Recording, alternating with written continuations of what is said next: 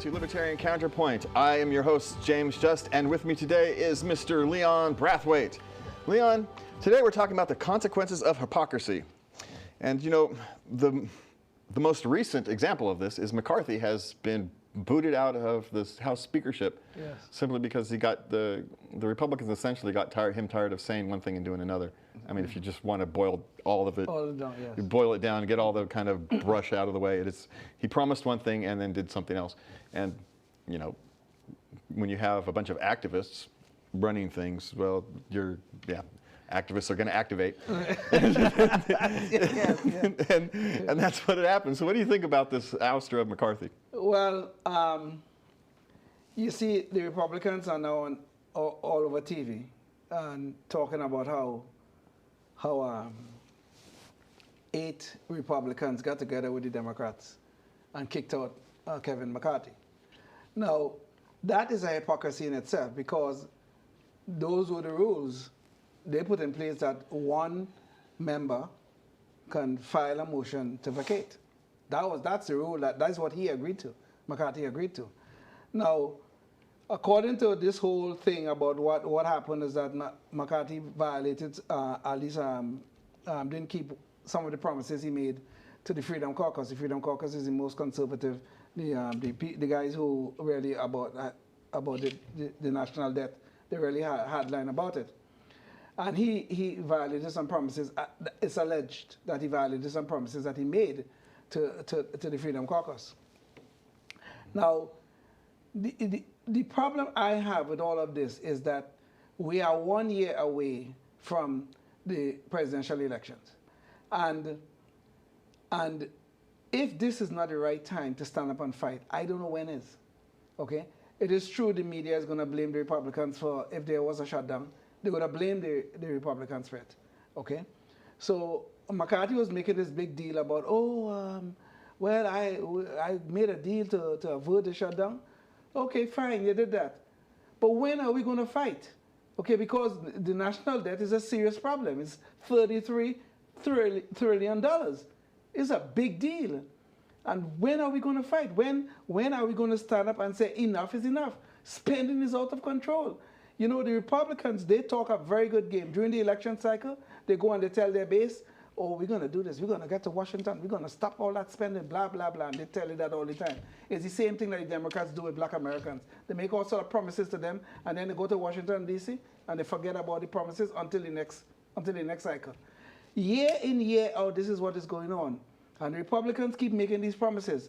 So while I'm not sure that he should have been kicked out for the alleged violations of the promises, but I don't understand why this is not the right time to stand up and fight, even if it had to go to a shutdown. That $33 trillion of debt is a big deal, and we have to do something about it. And I don't know why now was not a good time to start attacking it. Well, and this is the problem when you make political promises, because the reality is when you're in a divided government the way we are now, you can make all the political promises you want and they're worthless because there's not enough buy-in from the public to force the politicians to actually do anything. Right. So which is why essentially the only thing that gets done is stuff that activists can push. Yeah. So the average person is not going to have their perspectives even discussed in the way the modern world is set out, because essentially we've turned over the governing of our political class to political activists, right? There are no more politicians. I mean, Dianne Feinstein recently passed away, and you know, in her last election, you know, when she went to the California Democratic Convention, the activists who show up to those things didn't support her. Right. She was too far right wing for the activists in California. Imagine that. They literally called her right wing. The former mayor of San Francisco. Imagine that. Dianne Feinstein, the left wing liberal icon for decades, is now in California was considered too right wing for California activists. And that's actually the problem, is because we no longer have politicians, we have activists. Of course. And as much as I disagree with Dianne Feinstein, she at least attempted to be a politician. Now, I disagree with some of her perspectives, but she at least attempted. Sure. And there's so few of those. I mean, we talk about the age of our elected officials, and the problem that is. But the problem is we're replacing them with these young people who are ideologues. Yeah, of course. They don't go into Congress with a representative mindset. They go into Congress trying to represent their ideology. Yeah. But this age issue is really a serious thing, okay? Because we've seen people who are in office who should not be in office, quite frankly. Okay, let's face it. Joe Biden is leading the pack on that. I would say John Fetterman, and his is not an age issue, but John Fetterman, he should not be in office. But Dianne Feinstein should have retired years ago. Dianne Feinstein, Nancy Pelosi, all of these Mitch people. McConnell. Mitch McConnell. We can make a laundry list. I'll tell you, who is freezing in front of the cameras. I mean, this is scary stuff. And these are the people who are making decisions about our lives. These are things that are going to impact us. But the problem is they're going to be replaced with ideologues that are actually going to be worse. And that's the hard thing, that they're actually going to be worse. Well, even if we're going to be replaced by ideologues, I think we should have term limits, quite frankly, because the power of incumbency is really crushing our liberties. We really should have term limits. I never used to support term limits because I think the best term limits was in the hands of the voters. Yeah. Okay, I really used to think that. But when you look at the power of incumbency, when you look at 95, 96% of incumbents getting reelected every election cycle, something is wrong here. But it's the power of incumbency is the problem. It really is. That is too powerful for the average person to overcome. So I think we should have term limits. My pushback on that is term limits in California only emboldened the bureaucracy, not just the bureaucracy, but the political machine. Because now in California, all you get is activists, people who have come up and are loyal to the political machine that got them there. And so you don't end up with a better solution. You actually end up with worse. Well, I'm not sure about that, James. Honestly, I'm really not sure. I just look at California. We have term limits, and they have actually made life worse. Well, you don't think the power of incumbency is really a liberty crushing thing? Oh, yes, it is. But we're going to our next topic is actually about that. I just don't think that the term limits are actually the solution that solves the problem. Then what is? The problem, it's the people in the mirror. And it's our voters. But we're going to move on because we actually got a discussion about elections. The No Labels Party or movement is pleading with Democrats to not interfere in the election because they want to get RFK and a unity ticket, right? And so they're asking the Democrats to not interfere to try to keep them off ballots. Yes. Because they know what's going to happen is this is one of the Democrats, as Libertarians, Green Party, anybody who runs a third party knows that Democrats especially work very hard to keep us off ballots. Of course. And well, to be fair, Republicans do the same thing too when they think they are threatened by a third party. Yes, Republicans do it as well, but Democrats are blatant about it.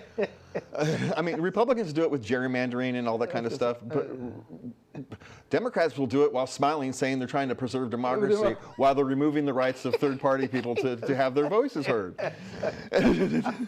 That's the problem. It's like, we're doing this to protect our democracy, but no, if you're a libertarian in New York, we're gonna make it so you can't be a libertarian in New York. We're just gonna make it so your party's never gonna qualify. Oh, you qualified. We're gonna change the rules so now you no longer qualify anymore. Midstream, we changed the rules. But this you're raising a very important point here. This is really a problem, okay? Because this monopoly on power, is really the Democrats and the Republicans that have this monopoly on power throughout the United States. And any threat that they see to that monopoly of power, they try to crush it. Yeah, and they will work together to do it. And they'll work together to do it, exactly. And I think there's a very good case about that in New York, actually, involving the Libertarian Party, where they were working together to keep people out of the ballots. I mean, but it happens all over the country. Yeah, they're working very hard to make sure people who are not represented. Yes. Yes. So this to me is really a threat, a serious threat to our democratic values. Okay, we are supposed to be a constitutional republic, And one of the things that should guide us always is the rule of law, all right? And that rule of law should be promoting liberties, our liberties, not giving power to, handing power to political parties so they could crush their competition. And this is a real problem. I mean, right now we have something going on where we have the President of the United States, his Department of Justice is prosecuting the person who may be the competitor of the President of the United States. Now, I thought that used to happen in banana republics, not in the United States. And this is bad, man. This, no matter how you look at it, you could hate Donald Trump or you could love Donald Trump. It really doesn't matter in this particular case. This is bad. This is bad stuff. Okay? To see Biden's Justice Department prosecuting Donald Trump, who may be his competitor, this is a real problem. Yeah, and they're doing it to save democracy when we dang well know they don't actually care about democracy. Exactly. They don't actually care. Yes. So that's kind of the problem with this whole nonsense that we've gone. It's not, if you want to prosecute Trump, fine, be my guest, but can we prosecute the looters in Philadelphia and Chicago? And, here we go. And all these other places too, but they won't even call them criminals. No, that's just the problem. Because Gavin Newsom was called somebody, some people. A group of folks. A group of folks. They were looting train cars. They called them a group of folks. Yeah, train cars, and he used the word gang and then apologized for using that word.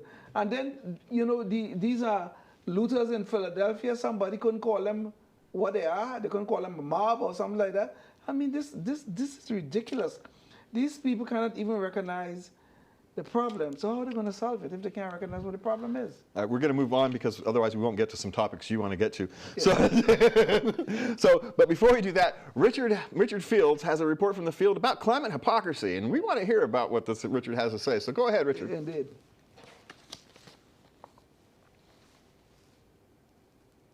The fear factor caused by COVID has largely dissipated. At the statistical level, it's indisputable that Sweden, which had minimal COVID restrictions, had a lower excess death rate than did most other countries which locked down, masked up, and vaccinated rigorously. The administrative apparatchiks who obtained their power by instilling fear in people are now looking for something else to instill that fear. The climate change, global warming narrative fits the bill nicely. The weather is always hot somewhere, and hot weather is always used to feed the global warming narrative. Enough people are afraid that governments have been able to allocate enormous sums of taxpayer money to the green agenda. I am neither a meteorologist nor a computer modeler, so I cannot persuasively argue with climate modelers who are adept in those skills. But I can read and understand the historical record of climate change. And it does change. The climate of Earth has been much warmer and colder than it is now over the course of human and pre-human history. Over the eons, the correlation of climate with human-caused carbon dioxide emissions has been nil. But we are still being forced to adapt to the electrification of everything under the theory that electricity, unlike fossil fuels, does not emit carbon dioxide. Never mind that coal is still the largest fuel used for electricity production. Never mind that the cobalt needed for batteries comes in large part from forced child labor in African cobalt mines. Never mind that windmills at sea seem to be killing the whales. Never mind that the mining for lithium for batteries, silver for solar arrays, and a whole host of other metals is still fossil fuel intensive. And never mind that the cleanest way possible to create electricity is actively overregulated or stopped altogether: nuclear. Up until a couple years ago, there was a 30-year hiatus on the construction of new nuclear power plants. Again, due to fear promulgated by the same green activists that demand an end to the use of fossil fuels. The reality is that no one died at 3 Mile Island or Fukushima, and only 31 died at Chernobyl, mainly due to Soviet incompetence, plus a few thousand in the following years from early cancer deaths. Meanwhile, vast numbers die from accidents in mining and transporting combustibles and battery inputs. And in just the last few days, the Biden administration put one of the country's largest reserves of uranium off limits by declaring, by executive order no less, a new national monument in northern Arizona. If environmentalists are serious about decarbonizing the generation of electricity, they will support the expansion of nuclear power. If they won't, they are either seriously uninformed or seriously up to something more sinister than saving the planet. The fear factor caused by COVID has largely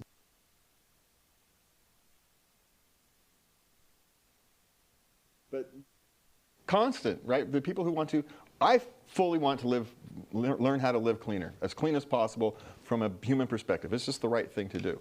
But I want to actually learn to live cleaner. That's the trick. And these mindless dives into some new technology because we think it's cleaner, well, without actually taking the time and figuring out, is it actually overall actually cleaner, or maybe a more balanced approach? But no, we're going to go headlong into a solution before we actually, it's like diving into a pool before you know how deep it is. But do you believe there's any such thing called clean energy? Every action has an equal and opposite reaction. You cannot create energy without having something, but you can have cleaner energy, yes. Cleaner in what sense? And cleaner in that it has less impact on those around you, right? We all know coal is dirty, right? Coal is dirty, and windmills. Coal is dirty. Hydro is cleaner than coal, right? We all know this. Hydro is cleaner than coal. When you look, I'm not sure even, honestly, James, I am not sure that is exactly true, okay? Take the windmills, say, for instance, okay? Everybody's going to say, well, the windmills is nice and clean. Everybody's going to say solar is clean. It doesn't emit any stuff. But look at what the windmills are doing right now. Well, I'm not talking about those big-ass industrial windmills. I'm talking about the old windmills where you had one windmill on your farm and you use the windmill to create electricity for your farm. That's a relatively clean process. Well, or dams, small hydro dams are a relatively clean process. Is there some impact? Of course there is. Yeah, but we're not talking about that, though. We talk, in terms of saving the planet, according to these idiots, they want those big windmills up there and that kind of stuff. You know what those windmills do? They kill birds. Yeah. You know what those windmills do? They're causing the whales to beach on the East Coast. That's what's happening now. And this is what we call it clean? Yes, because but again, that's because we dove headlong into these things before discovering, okay, we need to be very careful about where we put these things, right? Because maybe you can't put them in, it sounds great, put them into the ocean and it'll be fine, it won't hurt nothing. Well, except for, any creature that operates by sound. By sound, exactly. Now you're going to screw them up. Yes. It's like we had this problem with bees dying, but we know bees navigate using the magnetic field. So when the magnetic field is weakening, the bees that have lower sensitivity to magnetic fields are going to die because they can't navigate. And that has nothing to do with us, right? And the other thing, the other ridiculous thing about all of this is that you always hear them talk about, the environmentalists I'm talking about, they always talk about, we have to have a sustainable planet. Listen, people, okay? This is news, okay? This is news. The planet has been sustaining itself since the beginning of time. That might be 1 million years, it might be 1 billion years, since the beginning of time. You can't do nothing that will make it more sustainable. It is nonsense. Yeah. Well, the planet, you can't save the planet because the planet's not in danger. It's a rock floating through space. Exactly. Well, it was some, it's a various types of rocks floating through space. Yes, that's true. All right, we're going to move on about various types of stuff. We're going to talk about, even though we're not moving on subject, Central Park, a big park, in the Great Lawn in Central Park has been destroyed. It has been destroyed and closed for months. Now it's going to end up being closed for months so they can rebuild it after, what was it? The Global Citizens Festival. So go to people who claim to be environmentalists, went to New York City, had a festival in Central Park and completely destroyed the big, huge lawn. And leave also the trash lying around. Destroy the lawn, do all that kind of stuff. And these are supposed to be the people who care about our sustainable planet. What a wonderful thing to do, right? What they care is about virtue signaling to their friends that, hey, look, I went and did something. No, you didn't do anything. Yes. They will virtue signal you to death. Right? That's what we'll do. God, these people. And so now the city has asked them, so next year, to have can you try to think about holding this thing someplace else next year? Because we don't want to have to close this thing down for 4 months every time you guys have a... Yes. But the thing is, Burning Man can go out into the middle of the desert, right, for 2 weeks, have 70,000 people there, and when they're done, it's pretty clean. It's clean, exactly. They clean it up after themselves, but yet these alleged environmentalists have a festival at a lawn in New York City, and they don't know how to pack out what they bring in. But these people are equivalent to these rich elites who tell us so much about global warming and about keeping the place clean and all kind of stuff, and they fly around in their private jets, you know. They fly around in their private jets, leaving their carbon footprint all over, like Al Gore and John Kerry and all of these guys. Their carbon footprint is all over the world, but they love to lecture us about having the sustainable planet. Well, how many people who talk about sustainable planet will then travel the world to look at something pretty and tell you how how important that is, travel, and it is, how it's culturally enriching. And so you have to choose. Which one's more important, being culturally enriched and looking at something pretty, or saving the environment? Because you can't do both. Yeah, you can't fly halfway around the world and just to look at something pretty or look at something interesting and then say, I care about saving the environment. No, you don't. Well, did you hear the last proposal that they're thinking about? They're thinking now, they want to ban air travel for the most part. And they want to, I think somebody has proposed that we should only have 4 trips. Yeah, for our entire lifetime. In UK, they want to have like 4 trips every 5 years or something goofy. Something like that. Yeah. Some nonsense like that. These people are sick. Well, they're fascists. The climate people are fascists. And at the risk of getting Leon worked up, we're going to move on. There was a job fair. Yes. The other day, and allegedly for women. Yes. And they got all upset because a bunch of people who claim to be non-binary showed up. Well, And you can't question if someone says they're non-binary. You can't question them, right? But they want to question these guys. Yes, they do now. Right, they do now. Now they want to question them. So we cannot ask someone if they are male, female, or if they are non-binary or whatever it is. This gender identity new rules precludes us from trying to find out if a man is really a man or if a woman is really a woman. It precludes that. Or if you can switch between the two. I don't know, some of this stuff I don't even understand. But now that these people and their idiocy is affecting them directly, is beginning to affect their pocketbook, because this was a job fair. Now they think, well, we should really question that. Right? Now we should question it. Okay? But you see, this is a problem when we start to throw out science. One of the simplest questions that have now become quite controversial now: what is a woman? The Prime Minister of Great Britain, I can't remember his name, he said, a man is a man and a woman is a woman. That is a controversial statement. There was all kind of big hullabaloo in Great Britain because he made that statement. This is the problem. We want to throw out science, and we want to take up this new gender ideology, and nobody could question you. Look, I can't look at you and say you're a man, because if I do that, I might be transphobic. Or you can look at me and say that I'm a man. You might be transphobic. This is a real problem.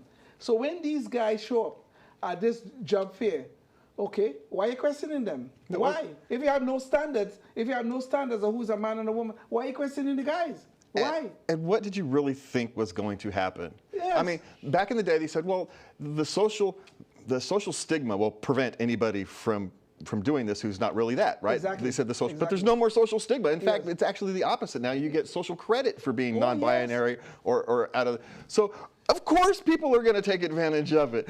Have you not met human beings? Yes. It is so ridiculous. It's so ridiculous. I don't want to make fun of this thing, and because people who have this gender confusion or they have or gender dysphoria, it's a real thing, and I know people who have been helped by transitioning, and this whole ideology bent is actually hurting them in the long run. Well, so the point is, and these people should be treated kindly and help with their disorder. The problem is, though, we have these idiots like Drew Barrymore. I don't know if you know who she is. She had one of these transgender person on a guy who became a woman on her show. She is kneeling down to this guy and telling him, oh, how brave you are, how brave you are. So now you're telling that biological women need men, biological men, to tell you how to be a woman. This is ridiculous. This is ridiculous. This is beyond ridiculous. Well, we got a couple more things on here that are beyond ridiculous, Leon. So we're going to move on because we only got a couple minutes at most. Okay. So we're going to cover these real quick. In Canada, they've now in junior hockey league games, you can no longer shower after the hockey league game because you don't want to make some people feel uncomfortable. So instead of making the one person feel uncomfortable, you're going to make everybody uncomfortable, you know. And if you've got to go change in the bathroom stall, if you want to change at the location now, you can't like change in the locker room like we've done for 100 years. Yeah, because So trying to make one person comfortable, we're going to make everybody uncomfortable, including that one person, by the way, because now they're being singled out. And another one, the Portland Safety Commissioner, and this one's going to get you, Leon, has asked residents not to call 911 if they see people dying in the street, essentially is what he said. Literally he said, if you see people overdosing in the street, don't call 911. Who are you supposed to call, Ghostbusters? Because that's what you're going to need if you don't call 911. James, I hope you understood what you just said, okay? The Safety Commissioner is telling people not to call. Go to your mind, the Safety Commissioner. This is unbelievable because this is what lawlessness have brought to Portland and to many cities throughout America. The tolerance of lawlessness and the selective prosecution is destroying our great land. Well, you've heard it from me. Activists can't run things. You've heard it here. You've heard it first. You've heard it many times. So we are out of here. We are out of time. Leon, thank you for being here tonight. Thanks to the crew in there for working hard. Thank you all for watching, and we will see you next week. Please remember to love everybody, and good night. Good night. Yes.